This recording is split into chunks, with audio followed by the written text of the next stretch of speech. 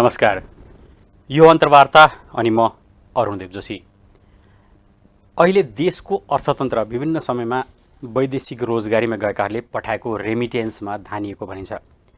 वैदेशिक रोजगारीमा गएकाहरूलाई हाम्रा विगतका असहज स्थितिमा पनि देशको अर्थतन्त्र धानेकोले कतिपय बुद्धिजीवीहरूले इकोनोमिक हिरो पनि भन्ने गरेका छन्। तिनै इकोनोमिक हिरोकोले पठाएका रेमिटेन्समा धानिएको देशको अर्थतन्त्र अहिले कस्तो स्थितिमा छ? अहिले पनि पछिल्लो समय फेरि त्यही रेमिटेन्स केही बढेर देशको विदेशी मुद्रा सञ्चिति केही बढेको अवस्था छ भन्ने समाचारहरू आइरहेका छन्। यस्तै गरी श्रम रोजगार र ती विदेशमा जाने श्रमिकहरूलाई देशमा नै रोजगारी दिन सक्ने कस्ता अवसरहरू छन्? सामाजिक सुरक्षाका कुराहरू के छन्? उनीहरूलाई देशमा नै रहन सक्ने र देशभित्रै बसेका मान्छेहरूलाई पनि सामाजिक रूपमा सुरक्षित गर्न सक्ने के कस्ता उपाय सरकारले अपनाएका छन्? के कस्ता उपाय दलहरूले सोचेका छन् र के कस्ता उपायहरू सम्भव छन्? आज यिनै विषयहरूमा कुराकानी गर्न हामीले अन्तर्वार्तामा निम्त्याएका छौँ श्रम रोजगार तथा सामाजिक सुरक्षा मन्त्री शेरबहादुर कुँवरलाई। मन्त्रीजी स्वागत छ यहाँलाई। धन्यवाद। हामी सुरुमै रेमिटेन्सबाट कुरा सुरु गऱ्यौँ हैन? तपाईँ श्रम मन्त्रालय भन्दा श्रम मन्त्रालय भने श्रम रोजगार तथा सामाजिक सुरक्षा। र श्रम भन्दा साथ नर्मली मान्छेले के बुझ्छन् भने विदेशमा कामदार पठाउने मन्त्रालय हो भनेर। के यस्तै हो? होइन, त्यो त होइन। अब काम र व्यवहारले त्यस्तो हुन गएको छ। श्रम क्षेत्रलाई व्यवस्थित गर्ने, रोजगारीको प्रवर्धन गर्ने र सामाजिक सुरक्षालाई व्यवस्थित गर्ने, वास्तवमा यो मन्त्रालयको परिभाषाभित्र यही पर्छ होला। तर हाम्रा अब रोजगारी भन्ने बित्तिकै स्वदेशी रोजगारलाई नै प्रवर्धनको विषय हो। कुनै पनि देशमा रोजगारीको कुरा उठ्दाखेरि आफ्नो स्वदेशी रोजगारको व्यवस्थापन, रोजगारी क्षेत्रका निर्धारण, रोजगारी क्षेत्रको पहिचान र त्यसमा हाम्रो समावेशी प्रवेश, यस्ता कुराहरूलाई ध्यान दिनुपर्ने हो।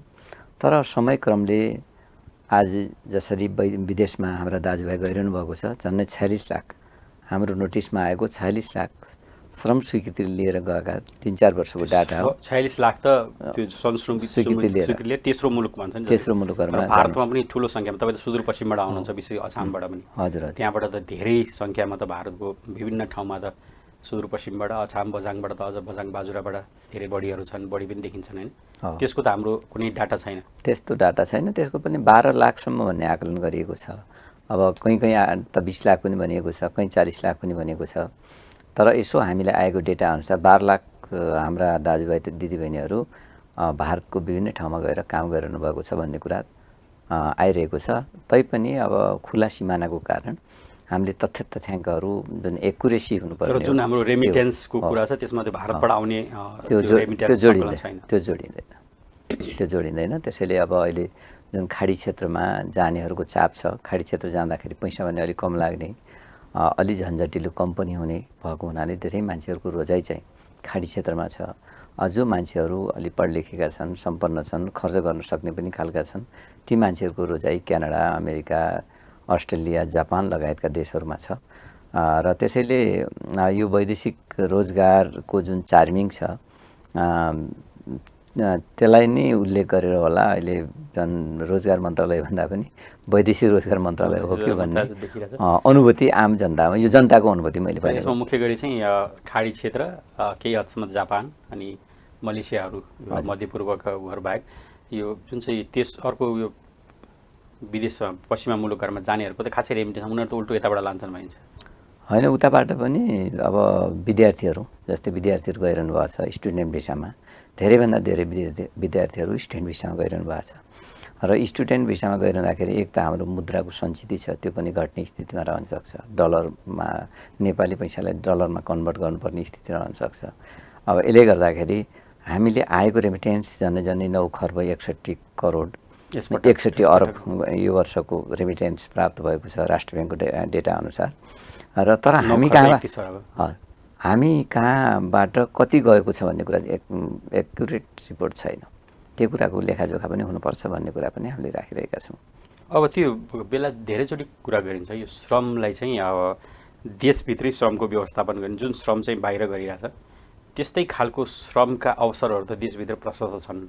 जसरी एउटा हामी बेला बेला भन्ने गर्छौँ नि, नेपालबाट रेमिटेन्स जाने मुलुकमा भारतमा रेमिटेन्स जाने मुलुकहरूमा नेपाल तेस्रो भन्छन्, कहिले चौथो भन्छन् होइन, चौथो स्थानमा छ कुराहरू। त्यो हुँदाखेरि त नेपालमा श्रमको अवसर नभएको त होइन, तर जुन चाहिँ ती कामदारहरूले यहाँ आएर चाहिँ रेमिटेन्स लिएर जाने उ छ होइन, ती खालका श्रममा चाहिँ हाम्रो श्रमिकलाई हामीले टिकाउन सकेनौँ, या त्यो अनुसारको उनीहरूले अपेक्षा गरे अनुसारको चाहिँ श्रमका ज्यालाहरू दिन सकेनौँ कि के भए जस्तो लाग्छ? अब श्रम क्षेत्र हाम्रो देशमा पनि नभएको होइन, तर केही समस्याहरू पनि छन्। जस्तै हामीले बुझेका छौँ कैयौँ हस्पिटलहरू खुलेका छन्, त्यो हस्पिटलमा काम गर्ने नर्सहरूले मिनिमम ज्याला पाएका छन्। अझ मिनिमम स्यालेरी जो राज्यले निर्धारण गरेको छ त्योभन्दा पनि तल पाइएको छ। कैयौँ कन्सल्टेन्ट कम्पनीहरू खोलेका छन्, रोजगारी प्रदान गर्नको लागि कन्सल्टेन्ट कम्पनीहरू खोलेका छन्। उहाँहरूले पहिल्यै शर्त यति दिन्छौँ भन्ने ढङ्गले पनि गरेका छन् भन्ने कुरा यदाकदा आइरहेको छ। अस्ति म विराटनगर जाँदाखेरि पनि रोजगारदाता र कन्सल्टेन्ट कम्पनीको बिचमा पनि समझदारी हुने, त्यो समझदारी हुँदाखेरि हामी जस्तै अहिले मिनिमम वेजेज भनौँ न, मिनिमम स्यालेरी हामीले 15,000 तोकेका छौँ, तर त्यहाँ 12,000 पनि दिएको, 10,000 पनि दिएको, 8,000सम्म पनि दिएको भन्ने कुरा आइरहेको छ। तर त्यो नियमन गर्ने पनि श्रम मन्त्रालयको जिम्मेवारी होइन हो। त्यसैले मैले त्यहाँ भने कि हामीलाई क्वेसन पनि गरिएको थियो मन्त्रालयको टोली नै हामी त्यहाँ गएका थियौँ, र कुनै पनि हालतमा हाम्रो श्रम ऐनले मिनिमम स्यालेरी जुन तोकेको छ न्यूनतम पारिश्रमिक, त्योभन्दा तल कुनै पनि कन्सल्टेन्ट कम्पनीले चाहे त्यो व्यक्तिले म 1,000 रुपियाँमा गर्छु पनि भन्न सक्छन्, कोही कहिलेकाहीँ 3,000मा पनि गर्छु भन्न सक्छ। आफ्नो अवस्था अनुसार मान्छेले आफ्नो पीडाले त्यो अभिव्यक्त गर्ने हुन्, तर त्यो मिनिमम वेजेसभन्दा तल कुनै पनि हालतमा कम्प्रोमाइज गरिनुहुन्न। कम्प्रोमाइज गरेको खण्डमा, त्यस्तो देखिएको खण्डमा कारबाहीको भागीदार हुन्छ भनेर हामीले भनिरहेका छौँ। तर यो कुरा भन्दाखेरि त त्यो निगरानी गर्ने हाम्रो चाहिँ संयन्त्र कस्तो छ? निगरानी त भइरहेको देखिँदैन, धेरै ठाउँमा त त्यस्तै काम नै गरिरहेका छन् होइन। त्यसलाई त अब मन्त्रालयले पनि निगरानी गर्छ। संयन्त्र चाहिँ कस्तो छ? संयन्त्र हाम्रो कति सबल छ? श्रम कार्यालयहरूले पनि गरिरहेको छ। अलि मेलमेस मिलिरहेको छैन, जति हुनुपर्ने हो त्यो भएको जस्तो मलाई लागेको छैन। केही समयको मात्र मेरो अनुभवले गर्दाखेरि अब श्रम खपत हुने ठाउँहरू हाम्रो नेपालमा छन्। इटाभट्टा छ, गलैँचा कारखाना छन्, स्टिल फ्याक्ट्रीहरू छन्, सिमेन्ट कारखानाहरू छन्, तर त्यहाँ काम गर्ने अधिकांश मजदुरहरू बाहिर छन्। भारत छन् कि अरू देश छन्, बङ्गलादेशका छन्, ग्रामीण सेक्टरमा अरू देशका होलान्। तर हो के भन्दाखेरि कुनै एउटा फ्याक्ट्रीमा काम गर्ने 1,400 सङ्ख्यामा 900 सङ्ख्या चाहिँ बाहिरको छ होइन। त्यसै गरी केही सुनचाँदी पसलहरूमा 70,000भन्दा बढी रोजगारी सिर्जना छ, तर त्यसको कारिगरहरू त्यसको 90% भनेको हाम्रा कारिगरहरू छैन। यसबाट के देखिन्छ भन्दाखेरि हाम्रो जुन श्रम बजार हो, जुन मार्केट हो, त्यो श्रम बजारलाई हामीले आकर्षित बनाउन नसकेका हौँ कि, हाम्रा श्रमिकहरूको आकर्षणको केन्द्र बनाउन नसकेका हौँ कि, वा उहाँहरूको चासो त्यसप्रति नभएको हो, वा हामी कहाँ एउटा आडम्बर पनि छ। स्वदेशमा काम गर्नलाई बडा अप्ठ्यारो मान्ने, स्वदेशमा एउटा कुदो कोदालो चलाउनुको लागि पनि गाह्रो मान्ने, अनि हाम्रा छोराछोरीहरू पनि एक गिलास पानी सार्न पनि गाह्रो मान्ने, तर विदेशमा गएपछि जस्तो सुकै कमर्सियल पनि काम। तर तिमी हाम्रो आफ्नै सामाजिक संरचना पनि कतिपय कामहरूलाई तुक्छ हेर्नु। जस्तो तपाईँले गर्नुभयो सुनको कुरा गर्नुभयो, सुन बनाउने एउटा स्किल काम हो त्यो होइन। सुनका गरगहना गाउने त संसारभरि विभिन्न लेभलमा पढाइ हुन्छन्, युनिभर्सिटीमा पढाइ हुन्छन्, तर हामीले चाहिँ त्यही सुन बनाउनेको कामलाई चाहिँ अलि हेय दृष्टिले, तुच्छ दृष्टिले हेरेर उसलाई चाहिँ हाम्रो जातीय संरचना पनि तल्लो स्तर राख्छौँ भने त्यो मान्छेले त्यो कामप्रति कसरी आकर्षित हुन्छ? होइन, हाम्रो परम्परादेखि के रह्यो भन्दाखेरि श्रमप्रतिको घृणा देखियो, श्रमसँग जातलाई जोड्ने, अनि जसले सबभन्दा बढी श्रम गर्छ त्यसलाई चाहिँ अछुतको संज्ञा दियो, दलितको संज्ञा दियो। यो के हो भन्दाखेरि हामीले श्रमप्रतिको घृणा होइन। अहिले हामीले व्याख्या गर्दाखेरि श्रमप्रतिको घृणा हो। जसले श्रम गर्छ त्यो हेलोहोचोमा पर्छ, त्यो तुच्छतामा पर्छ, त्यो एक खालको समाजमा अपहेलित हुन्छ। तर त्यसो नहुनुपर्ने हो, किनकि हामीले भात पकाउनलाई पनि त श्रम चाहिन्छ, हामीले पानी ल्याउनलाई पनि त श्रम चाहिन्छ, हामीले तरकारी किन्नलाई पनि त श्रम चाहिन्छ। श्रम नभएर यो संसारमा को जीवित हुन सक्छ? त्यसैले म के भन्न चाहन्छु भन्दाखेरि हामीले श्रमिकलाई घृणा गर्नु हुँदैन। हामी श्रम मन्त्रालयमा तपाईँ भएको हैसियतले अब विगतदेखि के भइरहेछ त्यो भयो, तर जसरी श्रम गर्ने पारम्परिक श्रमिकहरू छन्, पारम्परिक श्रममा आधारित हाम्रो अब जात व्यवस्थामै भनौँ, श्रममा आधारित जात व्यवस्था पनि छ, त्यो व्यवस्था अन्तर्गत त्यो श्रम गर्नेहरूले चाहिँ प्रशस्त सम्मान पाउन सके भने त अहिले त जसरी अब जुत्ता फ्याक्ट्रीहरू त विभिन्न अरू जातिकाहरूले त्यसरी पहिला जुत्ता गर्दा सार्की हुनुपर्छले गर्छन् भन्ने थियो, उसले गर्दाखेरि चाहिँ पसलमा जुत्ता बनाएर बस्ने या बाटोमा चाहिँ जुत्ता पालिस गरेर बस्ने चाहिँ हेपिने, तर त्यही ठुलो फ्याक्ट्री खोलेर बसेको अरू जातकोले त ठुलो इन्डस्ट्रियलिस्ट हुने, होइन। त्यसैले यो सम्मान पनि गर्नलाई, श्रमिकको सम्मान गर्नलाई र जुन चाहिँ पारम्परिक रूपमा चाहिँ जसले चाहिँ त्यो पेसालाई अपनाइरहेछ उनीहरूलाई नै त्यो पेसातिर आकर्षित गरेर उनीहरूलाई नै त्यो पेसामा चाहिँ उनीहरूलाई इन्भल्भ गराउनलाई त्यस्तो केही पहल गर्छ श्रम मन्त्रालयले? होइन, श्रम मन्त्रालयले खास गरी स्किल मेन पावरको लागि अहिले पहल गरिरहेको छ।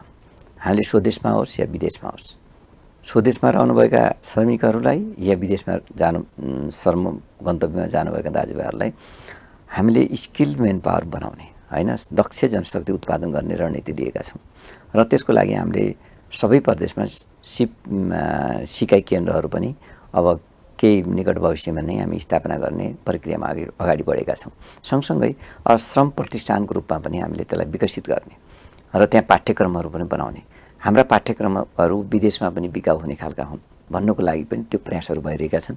नीतिगत रूपमा त्यसमा हामीले धेरै अगाडि बढिसकेका छौँ। तर जुन पारम्परिक रूपमा सिकेको स्किल हुन्छ नि, त्यही त त्यसलाई रिकगनाइज गर्ने पनि त कुनै मिडियम। अब अर्को भनेको राज्यले लिएको नीति जुन पारम्परिक ढङ्गले परम्परादेखि चलिआएका छन् आयरनहरू, होइन, त्यस्तै गरी अरू चिजहरूमा जसरी हाम्रा दाजुभाइहरू लागिरहनु भएको छ त्यसलाई पनि आधुनिकीकरण कसरी गर्ने, उहाँहरूलाई त्यसैमा डिपेन्डेन्सी जो भइरहेको छ, उहाँहरूको आत्मनिर्भरता भइरहेको छ, त्यसलाई अझै व्यापक कसरी बनाउने, होइन, त्यसप्रतिको झुकाव। यहाँहरूले देख्नुभयो हिजो बाजा बजाउने दाजुभाइहरू हुनुहुन्थ्यो, अहिले बाजा बजाउनेहरूको सङ्ख्या गाउँघरमा भेटिँदैन। अहिले कैयौँ ठाउँहरूमा खास गरी मध्य क्षेत्रमा, हाम्रो देशको मध्य क्षेत्रमा महिलाहरूले त्यो काम सिकिरहेका छन्।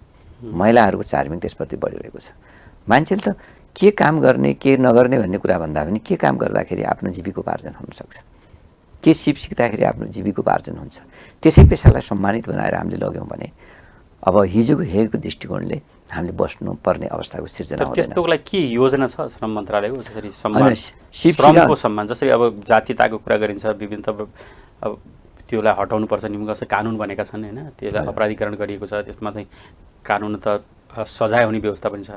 तर जुन सम्मानको लागि चाहिँ हुन्छ नि श्रमको सम्मान भन्ने स्थितिमा त्यसमा चाहिँ के गर्न सकिन्छ र के गरिया छ, के गर्नुपर्छ जस्तो लाग्छ तपाईँलाई मन्त्रालयको हिसाबले? श्रम मन्त्रालय होइन, अहिलेसम्म त अब सिकाउने कामहरू जस्तै अल्पकालीन विदेशमा जानेहरूलाई पनि ओरिएन्टेसन तालिमदेखि लिएर त्यहाँ विषयगत ट्रेनिङहरू पनि दिने गरिएको छ। जस्तै अब कहीँ ब्युटिसियनको कुरा होला, मैले हेटौडामा हेरेर आएँ अस्ति, जस्तै कम्प्युटरको कुरा छ, प्लम्बरको कुरा छ, त्यसै गरी अब अरू इलेक्ट्रोनिकको कुरा, ज्यामी डकर्मी इलेक्ट्रोनिकको कुराहरू छ, त्यसै गरी यो के अरे निर्माण क्षेत्रमा गरिने कुराहरू छ, सर्टिङ गर्ने, त्यस्ता कुराहरूमा पनि सिकाइएको छ।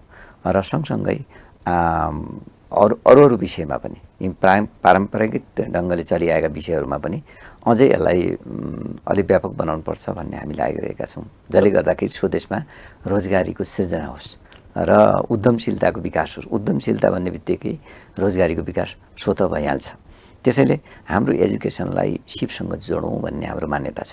सिपलाई हामी श्रमसँग जोडौँ। सिप सिकेर हुँदैन, श्रम गर्नु पऱ्यो, श्रमलाई परिचालन गर्नु पऱ्यो। श्रम मात्र गरेर हुँदैन, उद्यमशीलता चाहियो। श्रम गर्ने कहाँ त उद्यमशीलता। तर फेरि त्यही कुरा, सिप त सिक्यो, श्रम गर्न कहाँ जाने, फेरि त्यही विदेश जाने, हाम्रो त सिकेर पनि त्यतै जाने। उद्यमशीलतालाई रोजगारीसँग जोड्ने, यी सबै कुराहरूलाई सिप सिकाएर मात्र हुँदैन नि। सिप सिकाउँदाखेरि कहाँ रोजगारी दिने, रोजगारीको सिर्जना कहाँ गर्ने, यी कुराहरू सँगसँगै लानुपर्ने हुन्छ। त्यसैले अहिले भर्खरै हामीले सरकारले एउटा नीति बनाएका छौँ। म मन्त्रीमण्डलमा आइसकेपछि, श्रम मन्त्रीको रूपमा आइसकेपछि हामीले एउटा विदेशमा सिप सिकेर आएका र विदेशमा अलिकता पुँजी जम्मा गरेका, कहाँ लगानी गरौँ भनेर भ्रममा परेका त्यस्ता दाजुभाइहरूलाई हामीले पुनः एकीकरणको एउटा नीति बनाएका छौँ, निर्देशिका जारी गरेका छौँ। त त्यसलाई स्थानीय तहसँग पनि जोड्ने। स्थानीय तहसँग एकीकरण भनेको कस्तो हो? पुनः एकीकरण सामाजिक आर्थिक क्षेत्रमा उनलाई पुनः समावेश गर्ने, आर्थिक रूपान्तरणका गतिविधिहरूमा उहाँहरूलाई सहभागिता गराउने, उद्यमशीलतामा उहाँहरूलाई लगाउने, उहाँहरूले कमाएको पुँजी राज्यले केही सहयोग गर्ने र विभिन्न सङ्घ संस्थाहरू मार्फत पनि पुँजीको अझ परिचालन र पुँजीको सङ्कलन गर्ने र त्यो पुँजीलाई उद्यमशीलतामा लगाएर परिचालन गर्ने र त्यो उद्यमबाट रोजगारीको सृजना गर्ने र उनीहरूको जीवन पनि सम्मानित होस् र उनीहरूको जीवन पनि सुरक्षित होस्। जवानीमा विदेशमा गएर उहाँहरूले धेरै समय खेर फाल्नुभएको छ। आफ्नो जीवनको उत्तरार्धमा कहाँ जाने त, आफ्नै देशमा बस्ने हो। त्यो उत्तरार्धमा कमसेकम बसी पनि उहाँहरूले केही काम गर्न सकियोस् भन्नको लागि हामीले त्यो नीति लिएका छौँ। अब यहाँका उद्योगहरू छन् तिनीहरूलाई जसरी तपाईँले नै भन्नु 90% चाहिँ विदेशी कामदारले धानिरहेको उद्योग छ। अब हामी स्किल पनि सिकाउँदैछौँ, तपाईँले अहिले भन्नुभयो स्किलको ट्रेनिङहरू भइरहेछ, सिकाइरहेछौँ। त्यो स्किल हामीले यहाँ सिकाएका ट्रेन्ड स्किल म्यान पावरलाई यहीँको उद्योगले अनिवार्य रूपमा या के हिसाबले चाहिँ त्यही कामदारहरूलाई हाम्रो राख्नुपर्ने भने त्यस्तो केही बाध्यकारी प्रावधानहरू लाउने सकिन्छ कि सकिँदैन, या के व्यवस्था छ त्यस्तो? अनि त्यो विषयमा पनि हामी गम्भीर ढङ्गले अगाडि बढेका छौँ। हामीसँग सिप सिकेका दक्ष जनशक्ति छन् भने त्यो दक्ष जनशक्तिलाई हामीले नै उद्योग व्यवसायहरूमा खोजिदिनुपर्छ। उहाँहरूको सिप कहाँ बिक्री हुन्छ, उहाँहरूको सिप कहाँ बिकाउँछ, त्यो श्रम गन्तव्यको खोजी त हामीले गरिदिने हो। खालि विदेश भनेका छौँ, विदेशमा मात्र होइन नि, स्वदेशमा पनि विदेशको भन्दा त धेरै ठुलो सम्मान छ। विदेशमा त ऐयार हात पनि गर्न पाइँदैन, कमसेकम आफ्नो देशमा त ट्रेड युनियनका अधिकारहरू छन् होइन। ती ट्रेड युनियनका अधिकारहरू प्रयोग गरेर पनि हामी सुरक्षित हुन सक्छौँ, हाम्रा अधिकारहरूलाई सुरक्षित गर्न सक्छौँ। तर त्यो विषयमा पनि हामीले कन्सियसनेस ल्याउनु पर्ने हुन्छ र अवेरनेस गर्नुपर्ने हुन्छ। कयौँ क्षेत्रमा यो सचेतना कार्यक्रमहरू पनि छैन र हामीले जो हाम्रा रोजगारदाताहरू हुन्, श्रमिक र रोजगारदाताको बिचमा वेल समन्वय ल्याउनु पर्ने हुन्छ, वेल सम्बन्ध पनि गर्नुपर्ने हुन्छ। रोजगारदाताले रोजगार दियो भने श्रम हाम्रो बिकाउ हुँदैन, श्रमिकहरूले श्रम गरेन भने रोजगारदाताको पुँजी परिचालन हुँदैन। यो दुईटाकै तारतम्य मिलाएर नै हामीले अगाडि बढ्नुपर्छ। अब यता उद्योगपतिहरू लगानीकर्ताहरूको पनि सम्मान होस् र उहाँहरूको पनि सुरक्षा होस्, सँगसँगै हाम्रा दाजुभाइहरूले आफ्नै देशमा रोजगारी पाउने गरी हामीले अगाडि बढ्नुपर्छ र हाम्रा रोजगारदाताहरूलाई पनि स्वदेशी श्रम शक्तिलाई नै उपयोग गर्ने गरी अगाडि बढ्नको लागि पनि हामीले आग्रह गर्नुपर्छ। अब देशमै श्रमिकलाई राख्ने अवस्थाको कुरा गर्नु, तपाईँले ट्रेड युनियन अधिकारदेखि लिएर सबै हुन्छ भन्ने कुरा गर्नुभयो। यिनै कुराहरू चाहिँ जुन चाहिँ विगतमा पनि हाम्रो देखियो, कतिपय अवस्थामा ट्रेड युनियनमा लागेका ट्रेड युनियनमा आफ्नो अधिकारका कुरा गर्नेहरू होइन, कलेक्टिभ बार्गेनिङका कुराहरूलाई ट्रेड युनियन होइन, ती गर्नुभन्दा नि त्यो ट्रेड युनियन लागेकाहरू काम नगर्ने, उद्योगहरूलाई बन्द गराउने जस्तो अवस्था लाग्यो भन्ने उद्योगीहरूको आरोप पनि बेला बेला आएको छ। विशेष गरी त्यो द्वन्द्वकाल तत्काल समाप्त भएपछि कतिपय उद्योगहरू बन्द पनि भए होइन, होटलहरू कतिपय बन्द हुने अवस्था भयो। तर त्यो र अर्को चाहिँ कस्तो भने सस्तो श्रमिक, जसरी चाहिँ यहाँका श्रमिकहरूको अधिकारको लागि जब न्यूनतम पारिश्रमिक जसरी तोकिएको छ ती गर्नुपर्ने अवस्थामा त्यो सस्तो श्रमिक र ती ट्रेड युनियनकाले गर्दा उद्योगलाई चाहिँ असर पर्ने खतराले गर्दा नै उद्योगीहरूले चाहिँ दक्ष हुँदाहुँदै पनि नेपाली कामदारहरूलाई चाहिँ लिन सकिरहेका छैनन् या लिन चाहिरहेका छैनन् नि होइन। त्यहाँनिर मैले त दुईवटा अवस्था देखिराखेका छौँ। ट्रेड युनियन के को लागि? ट्रेड युनियन त श्रमिकहरूको हकितको लागि। ट्रेड युनियन के को लागि? श्रमिकहरूको सुरक्षाको लागि, उनीहरूका अधिकारहरू स्थापित गर्नको लागि। उनीहरू नठगिउन्, उनीहरूले कम्तीमा पाउने पारिश्रमिकबाट उनीहरू विमुख नहुन्, उनका घर परिवारको सुरक्षा होस् भन्नको लागि नि ट्रेड युनियन हामीले गठन गरेका हुन्, पेसागत मर्यादाको लागि, पेसागत सुरक्षाको लागि।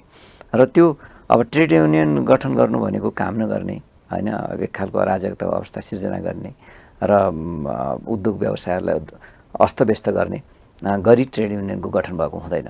त्यो कुरा हाम्रा ट्रेड युनियनका साथीहरूले पनि बुझ्नुपर्छ र उहाँहरूले पनि बुझाउनुपर्छ।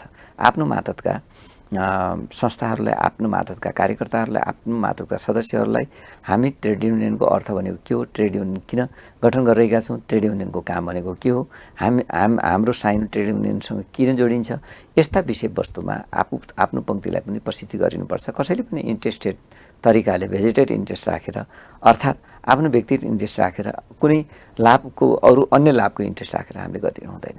त्यसैले अब यो उद्योग धन्दा सञ्चालन भएन भने देशको अर्थतन्त्र ओह्रालोतिर लाग्छ, देशको अर्थतन्त्र हामी ध्यान्न सक्दैनौँ। हाम्रो देशमा उत्पादन भएन भने विदेशी आयातबाट त्यो आयातित अर्थतन्त्रले हाम्रो देश झन् ओह्रालो लाग्छ र अहिले 18 खर्बको वैदेशिक हाम्रो आयात छ, झन्डै 2 खर्बभन्दा कम भनेको हाम्रो निर्यात छ।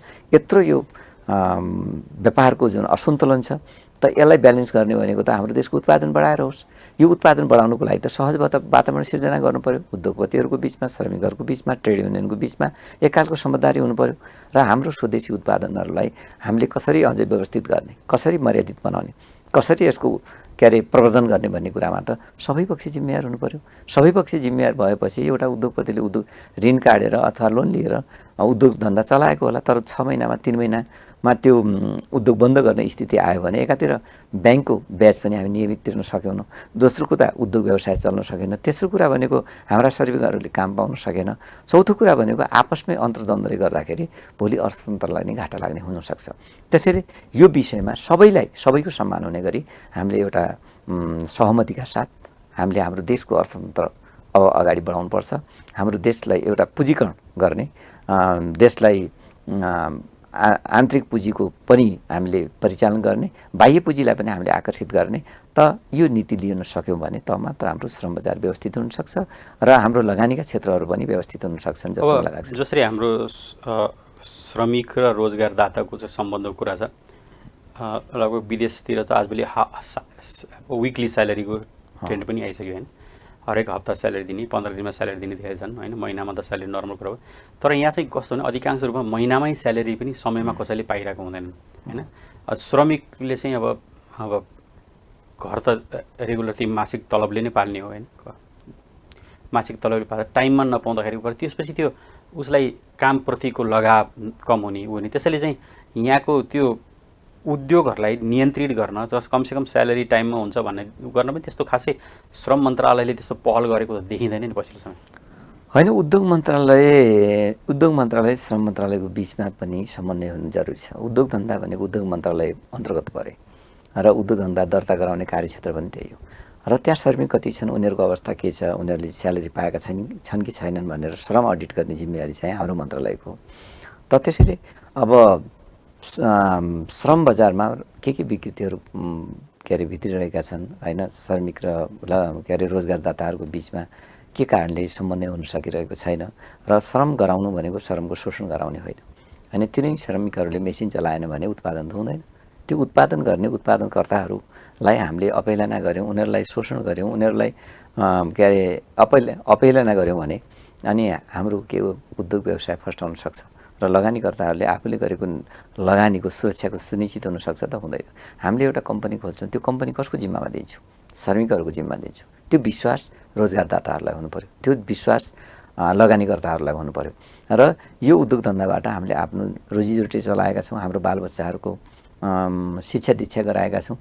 त्यसैले यो उद्योग व्यवसायलाई अझै राम्रो बनाउने जिम्मेवारी हाम्रो पनि हो, त्यो कर्तव्य हाम्रो हो भन्ने महसुस श्रमिकहरूमा पनि हुनुपर्छ र त्यसबाट प्राप्त भएको जुन उपलब्धि हो, इनपुट हो, त्यसलाई पनि व्यवस्थित ढङ्गले श्रमिकको पनि अधिकार स्थापित हुने गरी गऱ्यौँ भने मलाई लाग्छ श्रमिकहरूले पनि मनलाग्दी काम गर्ने अनि अब यतातिर उद्योग धन्दा पनि अलि अगाडि बढ्ने र हाम्रा रोजगारदाताहरूको लगानी पनि सुरक्षित हुने अवस्थाको सिर्जना हुनसक्छ। त्यसैले यो बिचमा समन्वयको खाँचो छ र बुझाइको पनि खाँचो छ।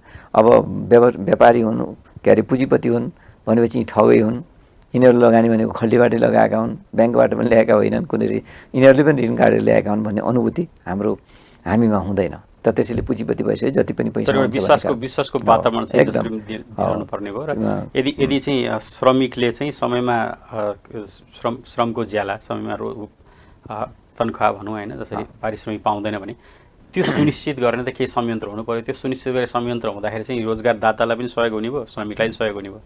होइन, नियमन गर्ने संस्थाहरू पनि छन् होइन, नियमनकारी कार्यालयहरू छन्, राज्यले पनि त्यस्तो संयन्त्रहरू पनि बनाएका छन्। त ती सुव्यवस्थित हुनु पर्यो। आफूलाई दिएको कामको जिम्मेवारी उहाँहरूले पनि। तर हामी त अहिले यहाँ त्यस्तो गरेर श्रमिकलाई यहीँ रोकेर यहीँ गर्नुभन्दा पनि इजरायलमा हामीले 1000जना चाहिँ कृषि मजदुरको लागि खोल्यौँ, कता देशमा सम्झौता गऱ्यौँ, कता यति सस्तोमा लाने भयो भनेर त्यसैमा गर्व गरेर छौँ अहिले त। समस्या के हो भन्दाखेरि हाम्रो देशमा जे रोजगारीहरू छन्, मैले अघि नै भने त्यो रोजगारीमा हाम्रा श्रमिकहरूको आकर्षण छैन। हाम्रो जुन सामन्तवादी चिन्तन छ, हिजो सामन्ती संस्कारमा हुर्केका हौँ हामी होइन। भित्र जे खाए पनि बाहिर एकदम देखाउनै पर्ने, शान देखाउनै पर्ने, त्यो एउटा सामन्तवादी संस्कार र चरित्रबाट हामी हुर्केका हौँ। त त्यस कारण विदेशमा गएर को देख्छ र? त्यहाँ कमर्सियल काम गरे पनि कोही देख्दैन। म अमेरिका घुम्न गएको थिएँ, त्यहाँ पनि काम हेरेँ। यहाँका एकदम पढ लेखेका सुशिक्षित परिवारका मान्छेहरू र सुशिक्षा लिनको लागि गएकाहरू पनि कमर्सियल काम गरेको देखियो। त्यो उहाँहरूले भन्दैन। किन डलर आउँछ, हरियो डलर आउँछ, 1 रुपियाँ कमायो भने 123 रुपियाँ आउँछ होइन। त त्यस कारणले त्यति बेलाको मर्यादाको कुरा होइन, सम्मानको कुरा हामी बिर्सन्छौँ। भन्दै गर्दा चाहिँ हामीले चाहिँ श्रमको उचित सम्मान गरेका या उचित हामीले पारिश्रमिक नदिन सकेको पनि हो त। जसरी त्यहाँ हरियो डलर पाउन साथ चाहिँ मान्छे चाहिँ त्यही काम गर्न तयार हुन्छन् भने यहाँ पनि हामीले चाहिँ श्रमिकको ज्याला उचित दिन सके भए त यहाँ पनि गर्थे होला नि होइन, त्यस्तो पनि हुन्छ त होइन। सबभन्दा पहिला त्यो हुन्थ्यो, किनकि अब बढी पैसा पाए त नेपाली श्रमिक मात्र किन विदेश श्रमिकहरू पनि आउँथे नि। आज किन नाईहरू यहाँ कपाल काट्न आइरहेका छन्? श्रमको मूल्य छ नि त त्यहाँ। किन हाम्रा प्लम्बरहरू विदेशी छन्? आज यहाँहरूको घरमा पनि यसो धारा कहिलेकाहीँ लिक भयो, कहिलेकाहीँ के अरे उसको ढलहरूको पाइप लिक भयो भनेदेखि को मान्छे आउँछ होइन, बाहिरकै सायद प्लम्बरहरू छन्। प्लम्बिङको क्षेत्रमा त हाम्रो एकदम न्यून छ, तर ती क्षेत्रमा ठुलो पैसा पनि उनीहरूले कमाउँछ, महिनाको 1.5 लाख 2 लाखभन्दा कमी कमाउँदैन। त त्यसप्रति हाम्रो जागरुकता, एक त जागरुकता पनि छैन, एक त कस्तो भन्दाखेरि यही काम गर्नुपर्छ भन्ने भावनाको पनि विकास छैन। र हामीले यस्तो नीति ल्याउन पर्ने हुन्छ कि हाम्रा युवाहरू अब होइन विदेशमा किन जाने, स्वदेशमा सानोतिनो काम पायो भने म स्वदेशमै बसौँ न, कामको खोजी त स्वदेशमै गरौँ भन्ने भावनाको हामीले विकास गर्नुपर्छ। त्यो पनि हाम्रो कमजोरी भएको छ। त्यसैले युवा हाम्रा विद्यार्थीहरूलाई सचेतनामूलक कार्यक्रममा हामीले लगाउनु पर्ने हुन्छ। हामीले कृषि प्रधान देश भन्दा भन्दै कृषि क्षेत्रमा त हामीले काम गरिरहेका छौँ। कृषि प्रधान त कुनै बेला हामी धान निर्यात गर्थ्यौँ, चामल निर्यात गर्थ्यौँ, गहुँ निर्यात गर्थ्यौँ, अन्य खाद्य पदार्थहरू निर्यात गर्थ्यौँ। आज झन्डै खरबौँ रुपियाँको खाद्य पदार्थहरू हामी के अरे भित्राइरहेका छौँ। र यो किन भन्दाखेरि कृषि क्षेत्रमा हाम्रा युवाहरूको लगाव झुकाव कम हुँदै गएको छ। पहाडतिर जाने हो भने बन्जड भइरहेका छन् हाम्रा। किन चाहिँ भइरहेछ? तपाईँले के अध्ययन त गरे होला नि श्रम मन्त्रालयले? अनि यो किन भएको छ, किन रोक्न सकिन्छ र कसरी? जसरी अब रेमिटेन्सको कुरा तपाईँले अहिले भन्नुभयो 1.5 लाख रुपियाँ यहाँ आएर कमाइरहेछन् विदेशीले भने 1.5 लाख रुपियाँ कमाउनु त हाम्रो श्रमिक जाँदैन नि। त्यही 30-40 हजार रुपियाँमा जाने भने कुनै बेला मलेसियामा जम्मा 10,000 रुपियाँ कमाउनु गइरहेको थिएँ होइन। त्यो हुँदाखेरि यहाँ रोक्नलाई चाहिँ त्यो त हाम्रो केही कमी होला नि होइन, हामीले के गर्न सकेको होला नि त। हामीले नगर्न सक्नुको कारण भनेको स्वदेशमै बस्ने वातावरणको सिर्जना गर्न सकेका छैनौँ। उनीहरूलाई आकर्षित गर्नको लागि त्यस खालको शिक्षा पनि प्रदान गरेका छैनौँ होइन। आफ्नै देशकोमै बस्नुपर्छ भन्ने भावनाको पनि विकास गर्न सकेका छैनौँ। र अब लामो समयदेखि यो वैदेशिक रोजगारीमा जानेहरूको सङ्ख्या बढ्दो रहेको हुँदा जस्तै भनौँ न अब हाम्रा लाउरेहरूकै कुरा गरौँ। लाउरेहरू विदेशमा गए 1816मा सुगौली सन्धि भइसकेपछि होइन लाउरे जाने प्रचलन सुरु भएको। त्योभन्दा अगाडि थिएन। पहिला फिरङ्गीहरू हाम्रा बाबुबाजेहरूले, हाम्रा पुर्खाहरूले फिरङ्गी भन्ने गर्थे र फिरङ्गीको भर्ती केन्द्रमा जानु हुँदैन भन्ने मान्यताको विकास थियो। त्यति बेला पनि त पैसा थियो नि, तर त्यति बेला पैसाप्रतिको मान्छेको मोह थिएन, आफ्नो देशप्रतिको मोह थियो, आफ्नो गाउँठाउँप्रतिको मोह थियो, आफ्नो परिवारप्रतिको मोह थियो। अहिले दिन प्रतिदिन समय खर्चालु बन्दै गइरहेको छ। आज शिक्षा खर्चालु बन्दै गइरहेको छ, रहनसहन खर्चालु बन्दै गएको छ। अब मान्छेको के अरे जनजीवन एकदमै खर्चालु बन्दै गइरहेको छ। यो खर्चलाई धान्ने कहाँबाट त मान्छे त्यसको खोजी गरिरहेका छन्। र त्यो खोजी गर्नमा म दुःख गरौँ, कष्ट गरौँ, अलि राम्रोसँग मेहनत गऱ्यौँ भने हामी केही प्राप्ति गर्छौँ भन्ने भावनाको विकास भइसकेको छैन। र विदेशको चार्मिङ बढिरहेको छ। लाउरेको उल्लो घर लाउरेको छ, पल्लो घर किसानको छ। किसानको घरभन्दा लाउरेको घर ठुलो छ, सफा सुग्घर छ, चिटिक्क छ। अन्य के अरे लग्जरीका सामानहरू फेरि त्यही विदेशमै गएर आएको पैसा कुरा होइन। अहिलेको त्यो विदेशमा त्यति सहज पनि छैन नि। अहिले पछिल्लो डाटा अनुसार कतारमा मात्रै पनि पछिल्लो 10 वर्षमा 1884 जना मान्छे कतार ओलम्पिक भइरहँदाखेरि के अरे अहिले वर्ल्ड कप सुरु भइरहँदाखेरि विभिन्न डाटा राख्छन्। त्यसमा चाहिँ यो 10 वर्षमा 1884 जना नेपालीको मात्रै मृत्यु भयो भन्ने पनि खबर आएको छ। त्यसरी मरिरहेको छन् र त्यो मृत्यु भएकाहरूले क्षतिपूर्ति पनि अनिश्चित भएको छ होइन। त्यो अब कतिपय सुतिरहेको अवस्थामै मर्दाखेरि चाहिँ त्यो कामदार रोजगारदाताले पनि नदिरहेको होइन, अनि गम्भीर चोट लागेकाहरूलाई त्यो क्षतिपूर्ति नपाइरहेको अवस्था छ। यी अवस्थाहरूलाई त सरकारले सम्बोधन गर्न सक्दैन भने हामीलाई के गर्न सक्छ भन्ने पनि लाग्ला नि त होइन श्रमिकलाई त। अनि यति धेरै वितृष्णा बढेको पनि त त्यही कारण हो नि हामी पोलिटिसियनहरूप्रति। होइन मैले त्यो अघि भन्दै थिएँ होइन, त त्यसैले मान्छेहरू के देखासेखीमा बढी जान थाले। मैले भन्न खोजेको अब पल्लो घरको दाइ चिटिक्क परेको छ, बोर्डिङ स्कुलमा परेको छ होइन, अनि उसका केटाकेटीहरू पनि एकदमै होइन। अनि त्यो भएको हुनाले देखासेखी भएर यो विदेशको चार्मिङ बढेको हो भन्न खोजेको मैले होइन। अब होइन विदेशमा हामी जानु हुँदैन, दुःख कष्ट खपेर पनि यहीँ बस्नुपर्छ भन्ने मान्यताको विकास, त्यस्तो खालको वातावरण हामीले सिर्जना गरेको भए सायद उहाँहरू जानुहुन्न थियो होला। जो विदेशमा गएर पनि अब यो 4-5 वर्षको मैले अस्ति वैदेशिक रोजगार बोर्डमा गएर मैले यसो डाटा हेरेको थिएँ। डेटा हेर्दाखेरि झन्डै हामीले 3-4 वर्षको दौरान मात्र हामीले 12,000 जति नेपालीहरू गुमाएका छौँ, जो एकदम सुनौलो परिकल्पना लिएर सपना लिएर जानुभएको थियो। उहाँ एउटा बाकसमा लास भएर आउनुभएको छ। यो विडम्बना हो। अब लास मर्नेहरूको सङ्ख्या पनि प्रायः जसो त्यहाँ नेचुरल डेथ भनेर भनेको छ। त्यो नेचुरल डेथ भनेको के हो भनेर मैले सोधेको थिएँ। मान्छेहरू सुतेको बेला मर्ने होइन, मान्छेहरू निसासिएर मर्ने त्यस्तो अवस्था छ। 47 डिग्री 45 डिग्री सेन्टिग्रेडमा उहाँहरू काम गर्नुहुन्छ। काम सकेर उहाँहरू फर्कनुहुन्छ। अवश्य पनि फर्केको ठाउँमा अब ती सम्पन्न देशहरूमा एसी होला होइन, त्यति बेला टेम्परेचर मेन्टेन भएको हुँदैन। टेम्परेचर मेन्टेन नहुँदाखेरि पनि त्यो ब्यालेन्स नपुगेर पनि यो के अरे टेम्परेचरको ब्यालेन्स नभएर पनि मान्छेको मृत्यु भएको तपाईँले अघि भने गरेको जस्तो छ। रहर त अब होइन होला नि, त्यति रहर दुःखमा छ। त्यति उसमा जाँदै होइन, हुन्छ, मान्छेको- कति पीडाले गएका होलान् ती मान्छेहरू, कति पीडाले बसिरहेका होलान् होइन। एउटै कोठामा एउटै उसमा 8-10 जना बस्नेदेखि लिएर डोर्मिट्री स्टाइलमा तलमाथि सुत्ने निसासिने अवस्था होइन, काम गर्ने ठाउँमा एसी, त्यत्रो मरुभूमि जस्तो ठाउँमा एसी पनि नहुने अवस्था होइन। यस्ता अवस्थाहरूमा अनि त्यो तातो चिसोले गर्दा मानिस मरिरहेका छन् भन्छन्, निसासेर त्यो भइरहेछ भन्छन्।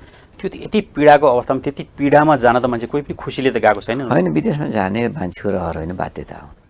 बाध्यता किन भन्दाखेरि हाम्रो स्वदेशमै अहिले हाम्रो स्वदेशको सबै युवाहरूलाई स्वदेशमै बस्न सक्ने वातावरणको सिर्जना गर्न सकेका छैनौँ। रोजगारीको प्रवर्धन अहिले स्वदेशमै बस्ने गरी हामीले गर्न सकेका छैनौँ। त त्यसैले मैले भने नि विदेशमा आज गयो, वल्लो घरको दाइ गयो, पल्लो घरको दाइ पनि जान चाहने होइन। जस्तै बम्बई जाने चलन थियो नि, हामी त सुदूरपश्चिममा मान्छेहरू, सुदूरपश्चिममा 5 क्लास पढ्यो कि बाबाआमाले पिट्यो, म बम्बई जान्छु भन्ने, लोग्ने स्वास्नीको झगडा भयो, श्रीमतीसँग श्रीमान रिसायो, अनि बेलुका अर्को दिन बम्बई हिँड्ने। अछामबाट बम्बई छ नि, हाम्रो दार्चुला जम्मू जान्थे होइन, हामी कहाँ पनि 80% युवाहरू पहिला बम्बई थियो, अहिले चार्मिङ घटेको छ। अहिले त पढले गर्नेहरूको सङ्ख्या बढ्यो। हाम्रा विद्यालयहरूमा हेरौँ, महिलाहरूको सङ्ख्या, केटीहरूको सङ्ख्या भनेको केटाहरूको सङ्ख्याभन्दा बढी छ। त्यसैले अहिले त के एक खालको रोकिएको छ। न पहिला त जम्मै जान्थे नि त मान्छेहरू, त जम्मै जान्थे। अब त्यो किन जान्थे भन्दाखेरि देखा सकिले के सरकारी संयन्त्रमा नि त रोजगारीको चाहिँ अभाव छ नि होइन। जसरी हामी करारका कर्मचारी राखिरहेका छौँ, नखोलेर वर्षौँसम्म करारमा काम गरेका कर्मचारी छन् होइन। करारमा काम गरेका कर्मचारीले कसरी व्यवस्थित गर्ने, वर्षौँसम्म एउटा स्किल गेन गरिसकेका छन्, त्यहाँ दक्षता हासिल गरेका छन् जहाँ काम गरेको, तर तिनीहरू करारमा नै छन्। हामी अझ पनि कहिलेकाहीँ पाउँछौँ करारका कर्मचारी पनि सबै सुविधा पाउँछन्, सरकारी करारका कर्मचारीले सर्टेन सुविधा बाहेक, पेन्सन यस्ता सुविधा बाहेक सञ्चय कोषदेखि लिएर सबै सुविधाहरू काट्नुपर्छ होइन, अरूहरू दिनुपर्छ भन्ने चाहिँ सरकारी पनि छ। तर सरकारी अफिसरले ती नदिइरहेको अवस्थामा होइन, नदिइरहेछ तिनीहरूलाई गर्ने छ। त्यस्तो पनि त्यो त नियमन सरकारले नै गर्न सकेका छैन भने अरू ठाउँमा चाहिँ कसरी विश्वास गर्ने आम श्रमिकले? सरकारले अब सबै रोजगार त सरकारले दिन सक्ने वातावरण त रहँदैन। होइन, जस्तै अहिले सरकारी अफिसमा भएका करारका कर्मचारीको पनि ठुलो समस्या छ नि होइन। उच्च विकास भएका देशहरूमा पनि 4 देखि 7% नै सरकारी रोजगारीको अवस्था छ होइन। तर हाम्रो देशमा लामो समयदेखि करारमा कामदारहरू हुनुहुन्छ, कर्मचारीहरू हुनुहुन्छ, सँगै बसेको साथी पेन्सन बुझ्छ, सँगैको साथी करारबाट रिटायर हुन्छ, 1 पैसा नलिएर के अरे रित्तो हात फर्कन्छ। त्यसैले हामीले यो मन्त्रालय अन्तर्गत सामाजिक सुरक्षा कोषको दायरा हामीले बढाउने भनेका छौँ। होइन, त्यो सरकारी कर्मचारीलाई त सामाजिक सुरक्षा कोषमा त अहिले लागू गरेका छैन। होइन, लागू गर्ने गरी हामी अगाडि बढाइरहेका छौँ। किन भन्दाखेरि करारको कर्मचारीलाई पनि सञ्चय कोषहरू काट्नुपर्छ भने त हामीले नियम बनाउँदै, त्यो त काटिरहेका त छैन। त्यो काटिरहेको छैन। तर त्यसलाई त नियमन कमसेकम त्यति त गर्न सक्छ, होइन, जवाब दिन सक्थ्यो होला नि। श्रम मन्त्रालय भएको हुनाले हामीले झन्डै 60,000 करारमा रहेका कर्मचारीहरूलाई पनि हामीले सामाजिक सुरक्षा कोषको दायराभित्र ल्याउनुपर्छ। सञ्चय कोषले त लिएन, तर सामाजिक सुरक्षा कोषको दायरामा ल्याउनुपर्छ भनेर हामीले फाइल के अरे अर्थ मन्त्रालयमा पठाएका छौँ होइन।